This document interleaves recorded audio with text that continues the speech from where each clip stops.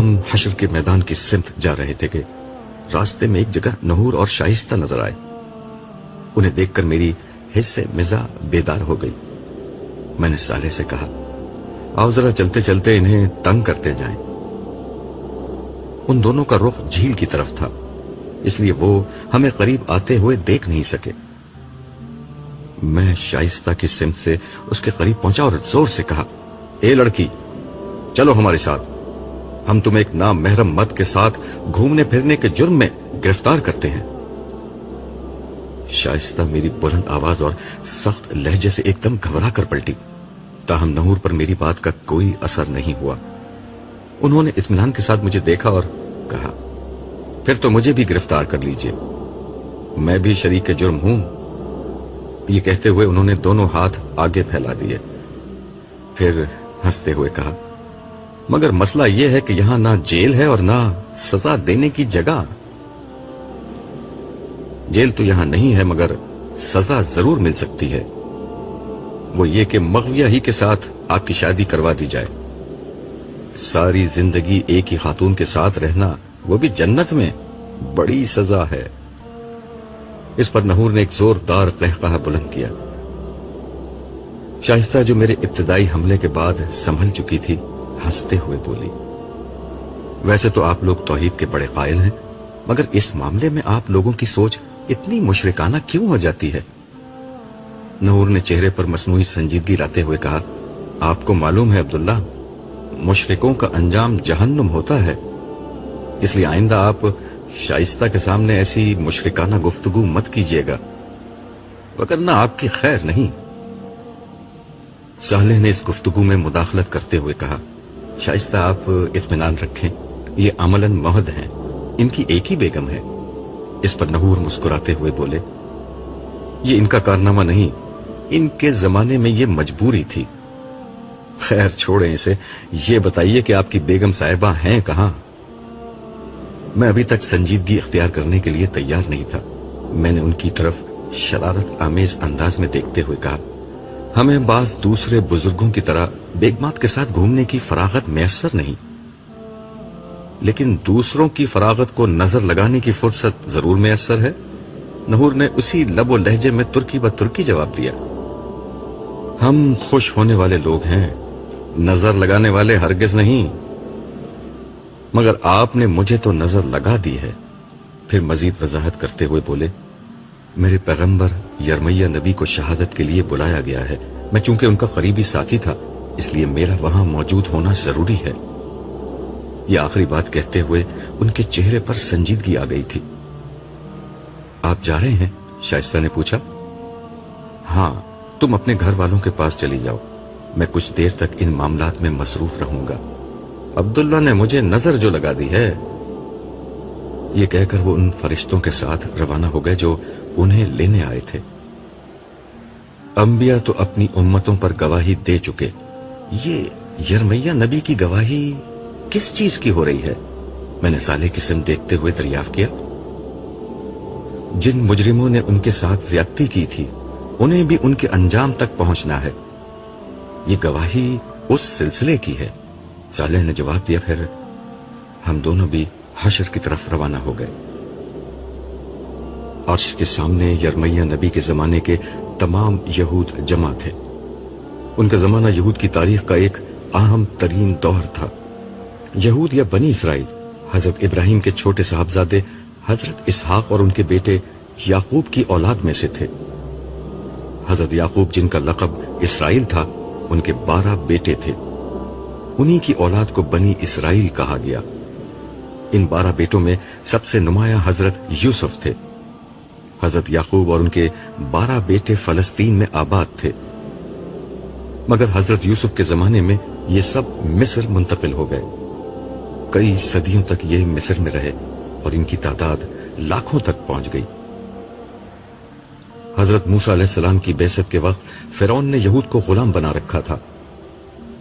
اللہ تعالیٰ نے حضرت موسیٰ کے ذریعے سے ان لوگوں کو فرعون کے ظلم و ستم سے نجات عطا کی اور ان لوگوں کو ایک امت بنایا۔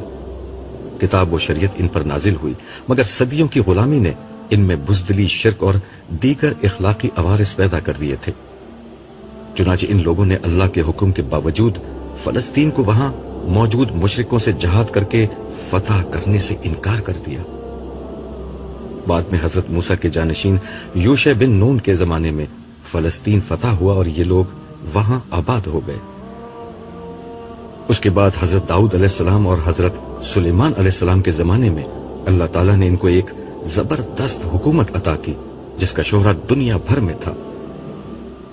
मगर उसके बाद इनमें इखलाकी जवाल आया और हर तरह की इखलाकी खराबियां और शिर्क इनमें फैल गया। इन्हें पैगंबरों ने बहुत समझाया मगर ये बाज नहीं आए।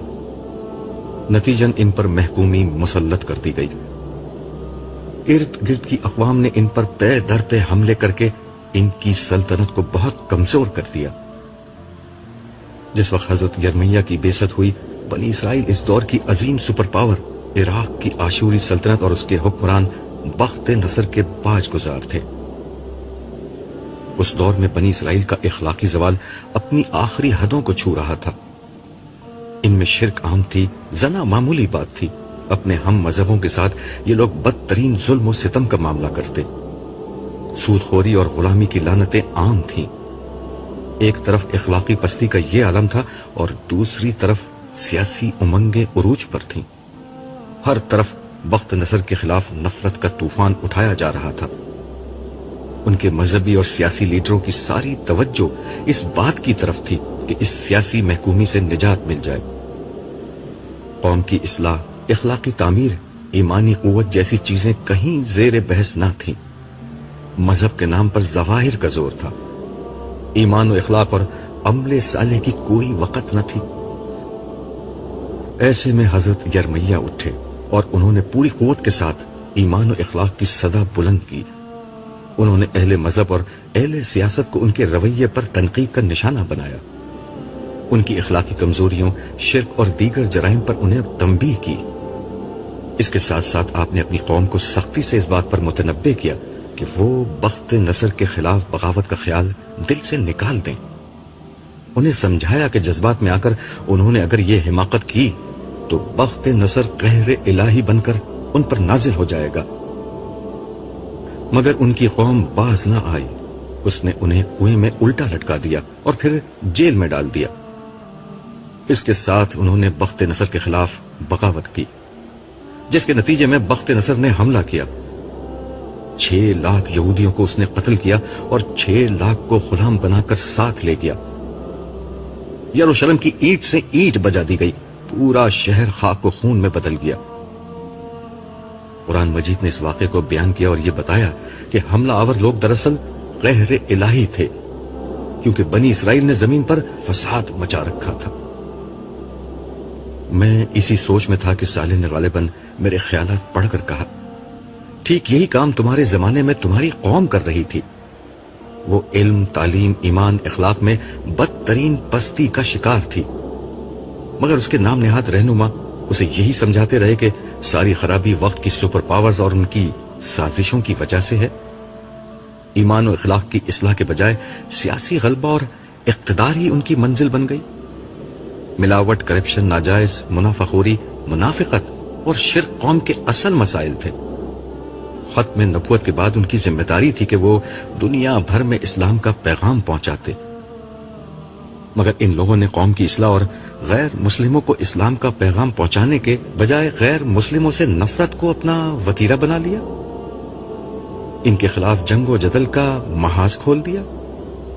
ठीक इसी तरह जैसे बनी इसराइल ने अपनी इस्लाह करने के बजाय बख्त नसर के खिलाफ महाज खोला था।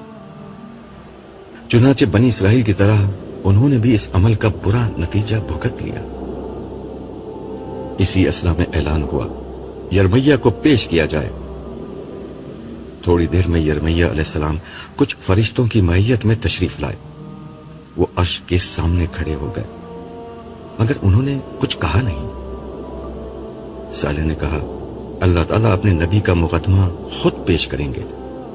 साले ने ये अल्फाज कहे ही थे कि आसमान पर एक फिल्म सी चलने लगी और तमाम निगाहें उन मनाजिर को देखने के लिए ऊपर की तरफ उठ गईं। ये एक अजीम तबाही का मंजर था। हर तरफ आग भड़क रही थी, शोलों का रक्स जारी था। جلتے ہوئے مکانات اور املاک سے اٹھنے والے سیاہ بادل آسمان کی بلندیوں کو چھو رہے تھے. فضا میں آہیں، چیخیں اور سسکیاں بلند ہو رہی تھیں. زمین بے گناہوں اور گناہگاروں کے خون سے رنگین تھی. انسانوں کو بے دریغ مارا جا رہا تھا، گھروں کو لوٹا جا رہا تھا. خواتین کی ناموس گلی کوچوں میں پامال ہو رہی تھی. یروشلم کی گلیوں میں ہر طرف عراق کے طاقتور ترین حکمران بخت نصر کے فوجی دندناتے ہوئے پھر رہے تھے. ان کے سامنے ایک ہی مقصد تھا، بنی اسرائیل کے اس مقدس ترین شہر اور اس کے باسیوں کو تباہ و برباد کر کے رکھ دیں.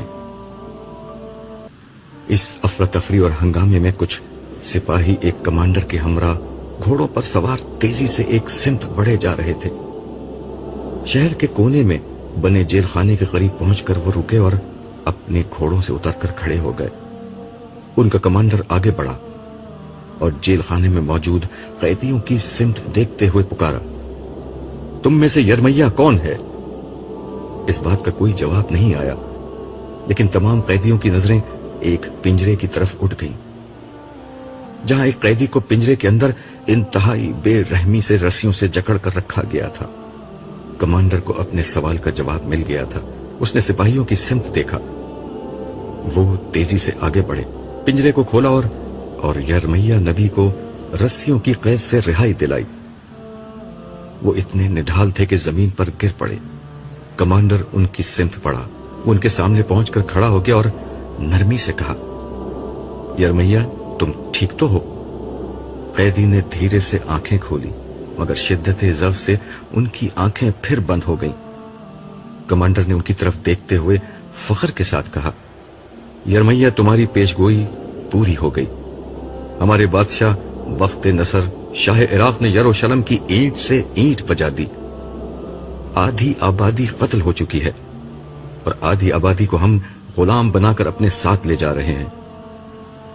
مگر تمہارے لیے بادشاہ کا خصوصی حکم ہے کہ تمہیں کوئی نقصان نہ پہنچے. تم ایک سچے آدمی ہو. تم نے اپنی قوم کو بہت سمجھایا مگر وہ باز نہ آئی، اور اب اس نے اس کی سزا بھگت لی. یہ کہہ کر وہ پیچھے مڑا اور اپنے سپاہیوں کو حکم دیا، یرمیہ کو چھوڑ دو اور باقی قیدیوں کو قتل کر دو. اس کے بعد اس شہر کے آدمیوں کے لہو سے اپنی پیاس بجھاؤ اور ان کی عورتوں سے اپنے خون کی گرمی کو ٹھنڈا کرو. جو چیز ہاتھ آئے اسے لوٹ لو اور جو باقی بچے اسے آگ لگا دو. قیدیوں کو قتل کر دیا گیا اور سپاہی لوٹ مار کے لیے دوسری سمتوں میں نکل گئے. یرمیہ علیہ السلام پوری قوت مجتمع کر کے اٹھے اور پنجرے کی دیوار کا سہارا لے کر بیٹھ گئے. ان کی آنکھوں کے سامنے ان کا شہر جل رہا تھا. ان کے جسم کا جوڑ جوڑ دکھ رہا تھا، مگر اس سے کہیں زیادہ درد انہیں اپنی قوم کی ہلاکت کا تھا. پھر اسکرین پر ان کی زندگی اور ان کے دور کے کئی مناظر ایک ایک کر کے سامنے آنے لگے. وہ قوم کے اکابرین اور عوام کو سمجھا رہے تھے، مگر ان کی بات کوئی نہیں سن رہا تھا. ان کی قوم عراق کے سپر پاور بادشاہ اور آشوریوں کے زبردست حکمران بخت نصر کے تابع تھی. سالانہ خراج بخت نصر کو بھیجنا ہی ان کی زندگی اور عافیت کا سبب تھا. اس غلامی کا سبب وہ اخلاقی پستی تھی جو قوم کے رگ و پہ میں سرایت کر گئی تھی. توحید کے رکھوالوں میں شرک عام تھا، زنا اور قمار بازی معمول تھی، بددیانتی اور اپنے لوگوں پر ظلم ان کا چلن تھا، جھوٹی قسمیں کھا کر مال بیچنا اور پڑوسیوں سے زیادتی کرنا ان کا معمول تھا. یہ لوگ بھاری سود پر قرض دیتے، جو مقروض قرض ادا نہ کر پاتا اس کے خاندان کو غلام بنا لیتے. علماء لوگوں کی اصلاح کرنے کے بجائے انہیں قومی فخر میں مبتلا کیے ہوئے تھے. ایمان، اخلاق اور شریعت کے بجائے ذبیحوں اور قربانیوں کو اصل دین سمجھ لیا گیا تھا. ان کے حکمران ظالم اور رشوت خور تھے. انصاف کے بجائے عیش و عشرت ان کا معمول تھا. مگر پوری قوم اس بات پر جمع تھی کہ ہمیں بخت نصر کی غلامی سے نکل کر بغاوت کر دینی چاہیے. حقیقت یہ تھی کہ ان پر خدا کا غضب تھا، مگر ان کو یہ بات بتانے کے بجائے قومی فخر اور سلیمان و داؤد کی عظمت رفتہ کے خواب دکھائے جا رہے تھے. انہیں امامت عالم کی دہائی دی جا رہی تھی، حالانکہ وہ बदतरीन ईमानी और इखलाकी इन्हितात का शिकार थे। फिर स्क्रीन पर वो मंजर सामने आया जब यरमिया अलैहिस्सलाम पर वही आई कि अपनी कौम की इस्लाह करो, उन्हें सियासत से निकालकर हिदायत की तरफ लाओ। एक दफा सच्ची खुदा परस्ती पैदा हो गई तो सियासत में भी तुम ही गालिब होगे। उन्हें हुक्म था कि वो शादी करके घर बसाने के बजाय कौम को आने वाली तबाही से खबरदार करें। मगर जब यरमिया अलैहिस्सलाम ये पैगाम लेकर उठे तो हर तरफ से उनकी मुखालफत शुरू हो गई। खुदा के इस नबी ने अपने जमाने के अवाम व खास अहले मजहब और अहले सियासत सबको पुकारा, मगर गिनती के चंद लोगों के सिवा किसी ने उनकी बात न सुनी। उनकी दावत बिल्कुल सादा थी, वक्त नजर से टकराने के बजाय अपने ईमान और इखलाक की इस्लाह करो। स्क्रीन पर सबसे ज्यादा ड्रामाई मंजर वो था जब यरमिया नबी बादशाह के दरबार में लकड़ी का जुआ, हल का वो हिस्सा जो जानवरों को जोतने के लिए उनके गले पर डाला जाता है, पहनकर पहुंच गए थे।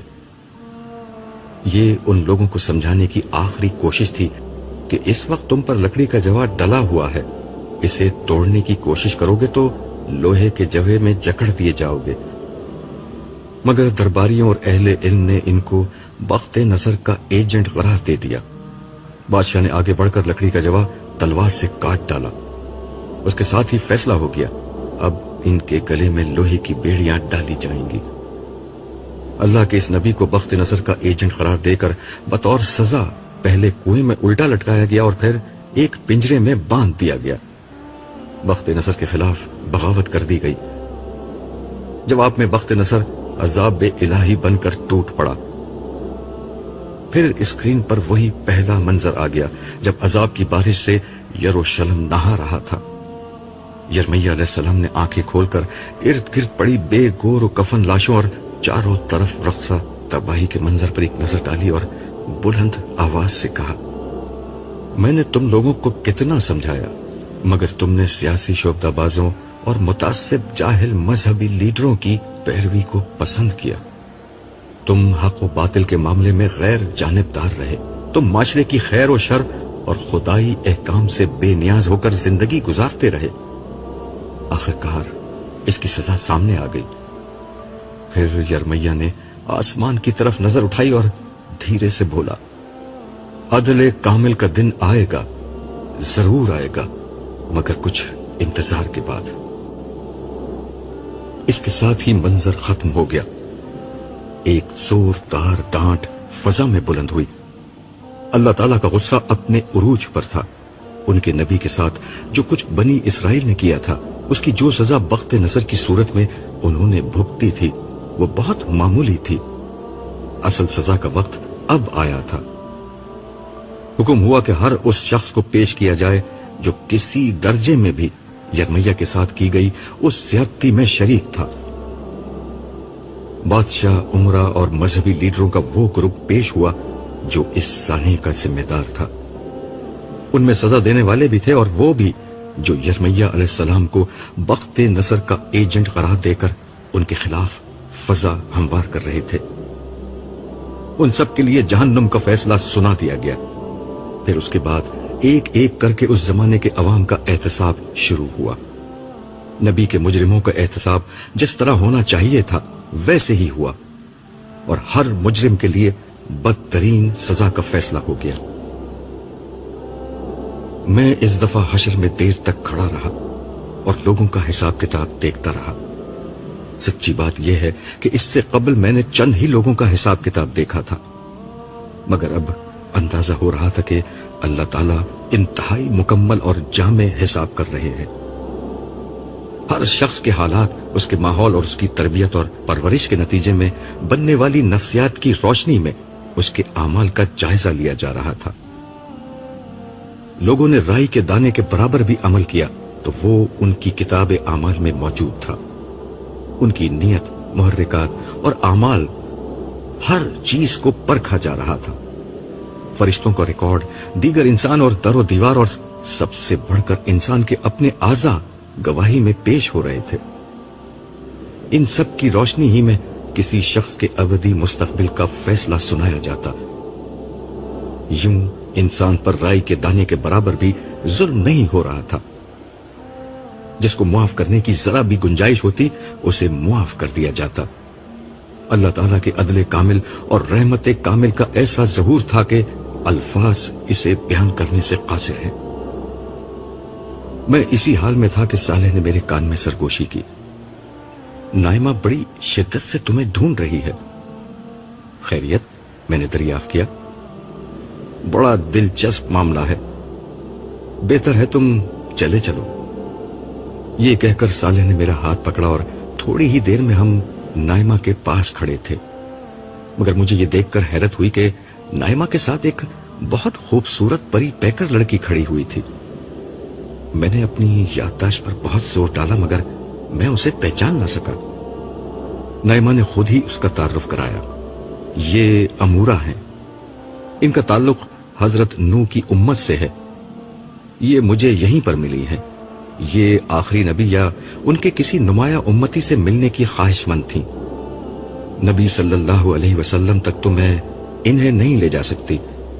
अलबत्ता मैंने सोचा आपसे इन्हें मिलवा दूं। आखिर आप भी बड़े नुमाया लोगों में से हैं। ये कहकर वो अमूरा से मेरा तारुफ कराने लगी। इस तारुफ में जमीन और आसमान के जो कलाबे वो मिला सकती थी उसने मिलाए। मैंने बीच में मुदाखलत करके नाइमा को रोका और कहा, नाइमा मेरी बीवी है, इसी वजह से मेरे बारे में कुछ मुबालगा आमेज गुफ्तगू कर रही है। अलबत्ता उनकी ये बात ठीक है कि मैं आपको इस उम्मत के नुमाया लोगों बल्कि अपने नबी से भी मिलवा दूंगा। नाइमा को मेरी बात कुछ ज्यादा पसंद नहीं आई। वो झल्ला कर बोली, अगर मैं मुबालगा कर रही हूं तो बताएं, ये साले आपके साथ क्यों रहते हैं और ये आपको कहां कहां लेकर जाते हैं? मैंने झगड़ा खत्म करने के लिए कहा, अच्छा चलो मैंने हार मानी, लेकिन पहले अमूरा से तफसीली तारुफ तो हो लेने दो। अमूरा हंसते हुए बोली, इंसान हजारों बरस में भी नहीं बदले, बल्कि दोबारा जिंदा होकर भी वैसे ही हैं। आप दोनों वैसे ही झगड़ा कर रहे हैं जैसे मेरे अम्मा अब्बा करते थे। इनके अम्मा अब्बा से भी मेरी मुलाकात हुई है, नाइमा बीच में बोली। मगर यह उसका अगला खुशी से भरपूर जुमला था जिससे मुझे अंदाजा हुआ कि वो अमूरा से मिलकर इतना खुश क्यों है और क्यों उसने मुझे मैदान हशर से वापस बुलवाया है। अमूरा के शौहर नहीं है? मेरे अंदाज की तस्दीक सालेह ने कर दी। वो मेरे कान में बोला, नाइमा ने तुम्हारी होने वाली बहू से मिलवाने के लिए तुम्हें बुलाया है। मेरा अंदाजा बिल्कुल दुरुस्त था। नाइमा जमशेद के लिए दुल्हन ढूंढ रही थी और आखिरकार उसे कोशिश में इस हद तक कामयाबी हो चुकी थी कि लड़की उसे पसंद आ गई थी। मगर लड़के लड़की ने एक दूसरे को पसंद किया या देखा भी है, यह मुझे इल्म नहीं था। मगर नाइमा को इससे कोई ज्यादा फर्क भी नहीं पड़ता था। उसके ख्याल में उसका राजी हो जाना ही इस रिश्ते के लिए काफी था। मैंने दरियाफ्त किया, अमूरा आपके शौहर कहां हैं? अमूरा ने शर्मा कर कहा, दुनिया में सिर्फ 15 साल की उम्र में मेरा इंतकाल हो गया था। मैं बचपन ही से बहुत बीमार रहती थी। अल्लाह ताला की रहमत ने उसका ये बदला दिया कि बगैर किसी हिसाब किताब के शुरू ही में मेरे लिए जन्नत का फैसला हो गया और बाकी फैसले तुम्हारी होने वाली सास कर रही हैं, मैंने दिल ही दिल में सोचा। सालेह के चेहरे पर भी मुस्कुराहट आ गई। फिर अमूरा बोली, मुझे आप लोगों से मिलकर बहुत खुशी हुई है। जन्नत में भी हम मिलते रहा करेंगे। अच्छा अब मैं चलती हूं, मेरे अम्मा अब्बा मुझे ढूंढ रहे होंगे। नाइमा भी उसके साथ जाने के लिए मुड़ी तो मैंने कहा, ठहरो मुझे तुमसे कुछ काम है। नाइमा ने अमूरा से कहा, तुम वहीं रुको जहां हम मिले थे, मैं अभी आती हूं। मैंने मजाक में नाइमा से कहा, अमूरा से उसका मोबाइल नंबर ले लो, इस रश में कहां ढूंढती फिरोगी। ये मोबाइल क्या होता है? अमूरा ने कदरे हैरानी से पूछा। ये एक ऐसी बला का नाम है जिसके बाद तुम नाइमा से बच नहीं सकती, मैंने जवाब दिया। सालेह ने बीच में दखल देते हुए कहा, मेरा ख्याल है कि अमूरा अपनी मंजिल तक पहुंच नहीं सकेगी, मैं इसे पहुंचा कर आता हूं। امورا اور صالح کے جانے کے بعد میں نائمہ کو لے کر حوض کے کنارے ایک جگہ بیٹھ گیا. میں نے اس سے کہا, تمہیں معلوم ہے تم کیا کر رہی ہو؟ ہاں, میں نے جمشید کے لیے امورا کو پسند کیا ہے. مجھے معلوم ہے, مگر تمہیں معلوم ہے کہ تمہاری پسند سے کچھ نہیں ہوگا؟ مجھے معلوم ہے, مگر پچھلی دنیا میں ہما کے تجربے کے بعد اب جمشید میرے سامنے کچھ نہیں بول سکتا, اور امورا کے والدین سے میں بات کر چکی ہوں. یعنی متعلقہ فریقوں, لڑکا اور لڑکی دونوں کے علم میں یہ بات نہیں ہے, نہ ان کی مرضی لی گئی, اور سب کچھ تم نے طے کر دیا. نائمہ, یہ دنیا نہیں ہے. ہم یہاں ماں باپ بس رسمی حیثیت رکھتے ہیں. یہاں وہی ہوگا جو ان لوگوں کی مرضی ہوگی. اس لیے اپنے دل میں کوئی امید باندھنے سے پہلے ان دونوں سے پوچھ لو, اور اگر انہوں نے انکار کر دیا تو اور بہت لڑکیاں ہیں. آج کسی چیز کی کمی نہیں, تم اس معاملے میں بے فکر ہو جاؤ. نائمہ خاموش ہو گئی, مگر اس کا ذہن ابھی تک اپنی بہو میں الجھا ہوا تھا. میں نے اسے دیکھتے ہوئے کہا, نائمہ, ہمیں پہلی دفعہ یہاں تنہائی میسر آئی ہے. تم کچھ دیر کے لیے اپنی مادرانہ شفقت کو کونے میں رکھ دو اور یہ دیکھو کہ یہاں کتنا اچھا ماحول ہے. پھر میں نے اس سے کہا, تمہیں یاد ہے نائمہ, ہم نے کتنے مشکل وقت ساتھ ساتھ دیکھے تھے. خدا کا پیغام اس کے بندوں تک پہنچانے کے لیے میں نے اپنی زندگی لگا دی. اپنا کیریئر, اپنی جوانی, اپنا ہر سانس اسی کام کے لیے وقف کر دیا. مگر دیکھو نائمہ, میں نے جو سودا کیا تھا اس میں کوئی خسارہ نہیں ہوا. میں تم سے دنیا میں کہا کرتا تھا نا کہ جو خدا کے ساتھ سودا کرتا ہے وہ کبھی گھاٹا نہیں اٹھاتا. دیکھو, ہم ہر خسارے سے بچ گئے. کتنی شاندار کامیابی ہمیں نصیب ہوئی ہے. ہم جیت گئے نائمہ, ہم جیت گئے. اب زندگی ہے موت ختم, اب جوانی ہے بڑھاپا ختم, اب صحت ہے بیماری ختم, اب امیری ہے غربت ختم, اب ہمیشہ رہنے والی خوشیاں ہیں اور سارے دکھ ختم. مجھے تو اب کوئی دکھ یاد بھی نہیں آ رہا. ہاں, آج کسی جنتی کو نہ دنیا کا کوئی دکھ یاد ہے اور نہ کسی جہنمی کو دنیا کا کوئی سکھ یاد ہے.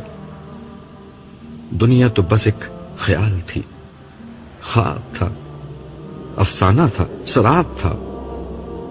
حقیقت تو اب شروع ہوئی ہے, زندگی تو اب شروع ہوئی ہے. ذرا سامنے دیکھیے, سما بدل رہا ہے. میں نے اس کے کہنے سے توجہ کی تو احساس ہوا کہ واقعی اب شام ڈھلنے کے بالکل قریب ہو چکی ہے. اب مغرب کے جھٹپٹے کا سا وقت ہو رہا تھا. مجھے احساس ہوا کہ یہ تبدیلی کسی عام بات کا پیش خیمہ ہے. پیچھے سے ایک آواز آئی. ہاں, تم ٹھیک سمجھے, یہ صالح کی آواز تھی. وہ میرے قریب بیٹھتے ہوئے بولا, اس تبدیلی کا مطلب یہ ہے کہ حساب کتاب ختم ہو رہا ہے. تمام لوگوں کا حساب کتاب ہو چکا ہے. پہلے یہ بتاؤ, تم امورا کو چھوڑ کر کہاں رہ گئے تھے؟ تم نہ پانی پینے جا سکتے ہو, نہ بیت الخلا جانا تمہارے لیے ممکن ہے. پھر تم تھے کہاں؟ میں امسائل کے ساتھ تھا. اس کے ساتھ ہی امسائل پیچھے سے نکل کر سلام کرتا ہوا سامنے آ کر کھڑا ہو گیا. یہ میرے الٹے ہاتھ کا فرشتہ تھا. میں نے سلام کا جواب دیا اور ہنستے ہوئے صالح سے دریافت کیا, ان کی وجہ نزول؟ حساب کتاب ختم ہو چکا, اب تمہیں پیش ہونا ہے. ہم دونوں مل کر تمہیں اللہ تعالیٰ کے حضور پیش کریں گے. پیشی کا سن کر مجھے پہلی دفعہ گھبراہٹ ہوئی. میں نے گھبرا کر سوال کیا, حساب اتنی جلدی کیسے ختم ہو گیا؟ میں تمہیں پہلے بتا چکا ہوں کہ یہاں وقت بہت تیزی سے گزر رہا ہے اور حشر میں وقت بہت آہستہ. اس لیے جتنا عرصہ تم یہاں رہے ہو اتنے عرصے میں وہاں حساب کتاب ختم ہو چکا. وہاں میرے پیچھے کیا ہوا تھا؟ تمام امتوں کا جب عمومی حساب کتاب ہو گیا تو میدان حشر میں صرف وہ لوگ رہ گئے جو ایمان والے تھے, مگر ان کے گناہوں کی کثرت کی بنا پر انہیں روک لیا گیا تھا. آخرکار حضور کی درخواست پر ان کا بھی حساب ہو گیا. اب آخر میں سارے انبیاء اور شہداء پیش ہوں گے۔ کیا شہید وہ لوگ ہیں جو اللہ کی راہ میں قتل ہوئے؟ نائمہ نے صالح سے سوال کیا۔ نہیں، یہ وہ شہداء نہیں، وہ بھی بڑے اعلیٰ اجر کے حقدار ہوئے ہیں، مگر یہ شہداء حق کی گواہی دینے والے لوگ ہیں، یعنی انہوں نے انسانیت پر اللہ کے دین کی گواہی کے لیے اپنی زندگی وقف کر دی تھی۔ یہی وہ لوگ ہیں جنہوں نے انبیاء کے بعد ان کی دعوت کو آگے پہنچایا۔ کیا ان کا بھی حساب ہوگا؟ میں نے سوال کیا، کیونکہ مجھ پر حساب کے تصور سے گھبراہٹ طاری تھی۔ نہیں، بس بارگاہ ربوبیت میں ان کی پیشی ہوگی اور ان کی نجات کا اعلان ہوگا، لیکن اللہ تعالیٰ رب العالمین اور مالک کل ہیں، وہ جب چاہیں جس کا چاہیں حساب کر سکتے ہیں، کوئی بھی ان کو روک نہیں سکتا۔ میں خدا کے اختیار کا بیان کر رہا ہوں، یہ نہیں کہہ رہا کہ اللہ تعالیٰ یہ کریں گے۔ دراصل اب جنت و جہنم میں داخلے کا وقت آ رہا ہے، چنانچہ اب اہل جنت اور اہل جہنم سب کو میدان حشر میں جمع کر دیا جائے گا۔ ان سب کے سامنے انبیاء اور شہداء کی کامیابی کا اعلان ہوگا، پھر گروہ در گروہ وہ نیک و بد لوگوں کو جنت و جہنم میں بھیجا جائے گا، جس کے بعد ختم نہ ہونے والی زندگی شروع ہو جائے گی۔